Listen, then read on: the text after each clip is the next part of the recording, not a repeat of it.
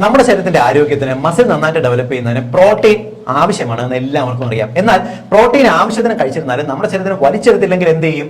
നമ്മുടെ കുടലിനകത്ത് ഗുണകരമായിട്ടുള്ള ബാക്ടീരിയകൾ പ്രോട്ടീനെ വലിച്ചെടുക്കുന്നതിന് വലിയ തോതിൽ സഹായിക്കുന്നുണ്ട്. എന്നാൽ ഇങ്ങനെ സഹായിക്കപ്പെടുന്നതിന് പ്രോട്ടീൻ കഴിക്കുന്നതിനൊപ്പം തന്നെ നമ്മൾ കഴിക്കേണ്ട 3 ഇനം പഴങ്ങൾ കൂടിയുണ്ട്. ഇവ കൂടി നിങ്ങൾ പതിവായിട്ട് ഭക്ഷണത്തിൽ ഉൾപ്പെടുത്താനായിട്ട് നോക്കുക. ഒന്നാമത്തത് ആപ്പിൾ ആണ്. ആപ്പിളിനകത്ത് പ്രത്യേകിച്ച് അതിന്റെ തൊലിയോട് ചേർന്നിട്ട് അടങ്ങിയിട്ടുള്ള പെക്റ്റിനും ഫോലിക് ആസിഡും നമ്മുടെ ശരീരത്തിൽ പ്രോട്ടീനെ നന്നായിട്ട് വലിച്ചെടുക്കുന്നതിനും ഇവ യൂട്ടിലൈസ് ചെയ്യപ്പെടുന്നതിനും സഹായിക്കുന്നു. രണ്ടാമത്തത് മാതളമാണ്. മാതളത്തിനകത്ത് യൂറോലിത്തിൻ എന്ന് വിളിക്കുന്ന ഒരു ആന്റി ഓക്സിഡന്റ് അടങ്ങിയിട്ടുണ്ട്. നമ്മൾ മാതളം അഥവാ അനാർ കഴിക്കുന്ന സമയത്ത് ഈ യൂറോലിത്തിൻ നമ്മുടെ കുടലിനകത്ത് പോയിട്ട് നമ്മുടെ ശരീരത്തിൽ പ്രോട്ടീൻ കൂടുതലായിട്ട് മസിലിനെ വലിച്ചെടുക്കുന്നതിന് വേണ്ടി ഹെൽപ്പ് ചെയ്യുന്നു. മൂന്നാമത്തത് പപ്പായയാണ്.